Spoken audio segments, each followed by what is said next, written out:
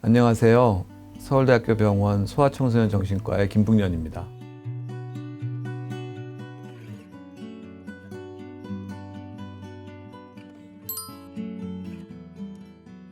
대전제는 부모님들이 우리 아이를 키우는 데 있어서의 그 사랑, 헌신, 그리고 노력, 이런 부분들이 굉장히 커다란 우리 사회를 지탱하는 힘이라고 저는 생각을 합니다. 그래서 우리 발달장애 부모님들이 고립됐다고 느끼지 않으셨으면 좋겠어요. 특별한 아이를 키우는 특별한 경험을 하고 있다라고 저는 생각하시길 꼭 권해드리고, 정말 그러니까요.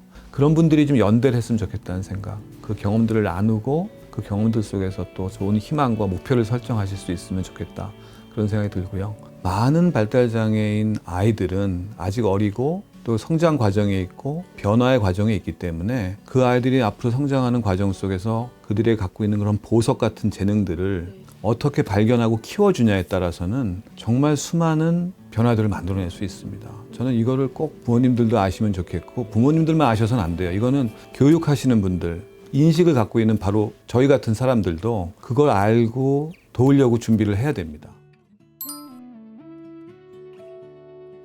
의료 현장에서 느끼는 거는 굉장히 많이 늘고 있다는 건 사실이에요. 그리고 실제로 발달장애에 대한 연구를 통한 결과에서도 최근 10년 사이에 자폐성 장애 같은 경우는 거의 2배 내지 3배 정도 증가된 소견들을 확인할 수가 있고, 전반적인 인식 증가 플러스 다른 요인이 개입되어 있다. 크게 생물학적 요인이 하나 있고요. 두 번째가 이제 제도적, 시스템적인 요인이 있어요. 생물학적인 요인들 중에 대표적인 거는 결혼 연령이 올라가는 거랑 관련이 있다는 보고가 많습니다. 그 출산 과정에서 생기는 문제도 많을 수 있고, 그 이전에 이제 임신 수태 과정에서도 소위 돌연변이 가능성이 높아지거든요, 나이가 드시면은. 두 번째는 환경 독성 물질과 연관성을 주장하시는 분들도 상당히 많아지고 있어요. 대표적인 게 프탈레이트 같은 소위 환경 호르몬의 임신기나 또 임신 전기에 많이 노출이 되시면 아이들의 임신 수태 과정 이후의 발달 과정에 부정적인 영향을 주고 신경 발달에 영향을 많이 미치거든요. 시스템 요인은 이 발달 장애에 대한 진단 기준들이 정기적으로 업데이트가 되고 있어요. 조금 더 과학적인 근거를 갖는 쪽으로요. 최근에는 자폐증 환자들 중에 상당 부분은 회복도 가능하고 일정 부분은 고기능, 오히려 일반적인 건강한 사람들보다 더 능력이 좋은 사람들도 있다는 게 알려지게 된 게 진단적인 기준들의 변화하고 관련이 되는데요. 그렇게 됨으로써 진단율이 올라가니까 전반적인 자폐증의 유병률이 증가되는, 요약하면은 한 70%는 생물학적인 견 때문에 늘어난 거고, 한 30%는 제도, 시스템, 진단 기준 이런 것들의 변화와 관련된다고 볼 수 있죠. 그런 기준들이 사실은 이제 여러 영역별로 조금 차이가 있는데요. 자폐성 장애를 기준으로 해서 말씀드리면 12개월 돌쯤 됐을 때 아이들이 이제 엄마나 아빠를 얘기하는 경우가 많이 있는데 한 단어 소통 능력이 생긴다고 하죠. 근데 그런 경우가 아닌 경우도 꽤 많거든요. 그 소통 능력의 시작이 한 15개월쯤까지 지연되는 경우도 있습니다. 한 가지만 보고 이 아이가 자폐인가? 발달장애인가? 이렇게 걱정하실 필요는 사실은 없어요. 어떻게 보면 발달장애나 자폐성 장애나 이런 부분들은 여러 발달의 문제들이 대부분이 함께 나타납니다. 눈맞춤도 안 되고, 호명 반응도 부족하고, 놀이의 상호작용도 많이 떨어지고, 언어적인 소통도 한 단어 이상이 안 되고, 언어 수용도 간단한 지시다리가 안 되고, 이렇게 됐을 때 이제 이거 걱정이 되니까 15개월이지만 진단받으러 가야 되겠구나. 아주 합리적인 판단인 거예요. 한 개만 뭔가 이상이 있다, 우리 또는 두 개만 뭔가 조금 다르고 나머지는 괜찮게 다고 있다. 그렇다고 해서 다 병원에 가실 필요는 없는 거죠. 근데 그 한 단어가 안 되고 소통이 안 되는 게 24개월까지 기다렸는데 안 되더라.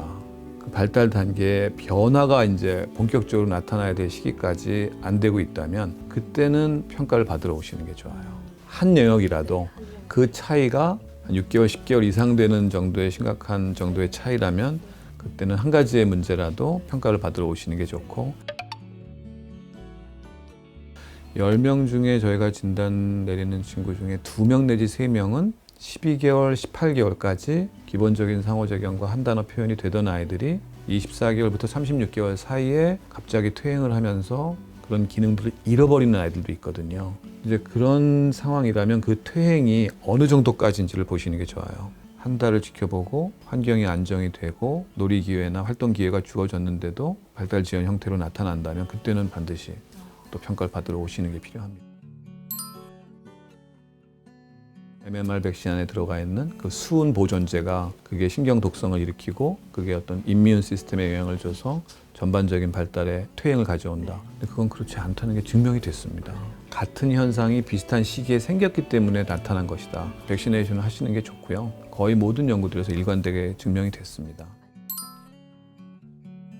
오티즘처럼 어떻게 보면 치료가 어려운 병들 같은 경우는 근거가 없는 치료들이 난립되는 경우가 참 많습니다. 그걸 이제 상업적으로 이용하거나 그런 일들이 벌어지고 있고, 하지만 근거 중심의 치료를 통해서도 충분한 치료적 성과를 아직은 얻지 못하고 있거든요. ABA 프로그램 같은 게 굉장히 좋은 근거가 갖고 있다고 알려져 있고, Early Denver 프로그램 같은 경우도 또 플로우 타임 같은 경우 다양한 형태의 오티즘에 맞는 치료들을 통합적으로 제공하는 게 가장 효과적이라고 되어 있지만 완치까지 이루지는 못하고 있어요. 좀 더 나은 치료적인 이제 방법들을 찾기 위한 노력들을 하고 있는데, 최근에는 우리 부모님들이 참여하는 프로그램들을 많이 저희들이 진행을 하려고 노력하고 있고, 그 효과성도 굉장히 많이 검증이 되고 있어요. 실제 부모님들이 아이들과 만나고 소통하고 함께 놀고 지내는 시간이 어떤 치료 세팅에 그 아이가 가 있는 것보다 많거든요, 사실은. 그래서 그런 부모님들을 통한 치료의 방법들이 좋은 결과를 내고 있다는 그런 연구 결과가 많이 나오고 있습니다. 세 번째는 이제 의학적인 치료 분야에서의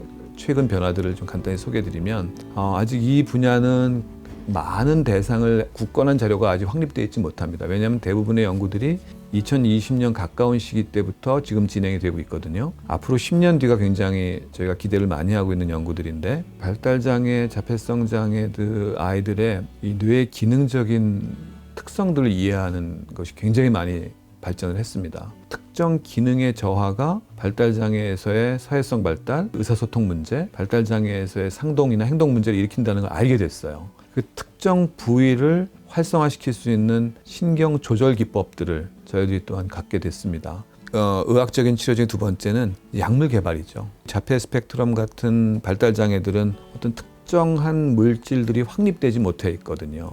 그렇기 때문에 조금 더 앞으로 갈 길이 아직은 꽤 남아있는 상태입니다. 그럼에도 불구하고 상당히 주요한 유전자들의 결함들을 밝혀내고 있습니다. 그런 결함들을 근거로 해서 그걸 교정할 수 있는 치료들을 시작한 거예요. 그 근거를 가지고 새로운 약물들을 개발하는 연구들이 최근에 많이 늘어나고 있습니다. 그리고 마지막으로 요즘에 많이 관심 갖고 있는 게 세포 치료예요. 이것도 사실은 상업적으로 이용하는 분들이 참 많고 근거가 있는 것처럼 선전하고 있는 부분들이 많아서 조심하셔야 됩니다, 사실은. 하지만 윤리적으로 그리고 굉장히 과학적으로 타당한 근거들을 쌓아나가고 있는 것은 틀림없어요. 새로운 세포 치료에 대한 근거들을 지금 만들어가고 있다.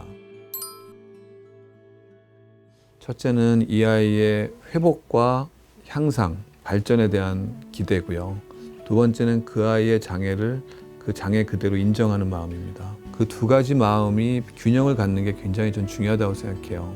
이런 뇌의 기능이나 구조, 행동, 언어, 인지, 사회성에 어려움이 있는 건 맞습니다. 그거를 부정하고 그거를 없애겠다라는 목표를 갖게 되시면 그 다음부터는 부모님들이 좌절이 너무 많으세요. 부모님이 하실 수 있는 긍정적인 역할들, 아이하고의 좋은 상호작용, 어쩌면 그 아이한테 발견될 수 있는 보석 같은 능력들을 그냥 놓치고 지나가시지 말라는 말씀입니다. 건강한 아이들 키우는 건 똑같습니다. 장단점 있고 하면서 실패하는 경우 너무 많고 좌절 경험 끊임없이 많고 작은 행복들에서 기뻐하시는 경우 많고 그렇게 사는 거거든요. 원래가 건강한 아이를 키우는 거의 기쁨도 장애아를 키우면서 충분히 느낄 수 있도록.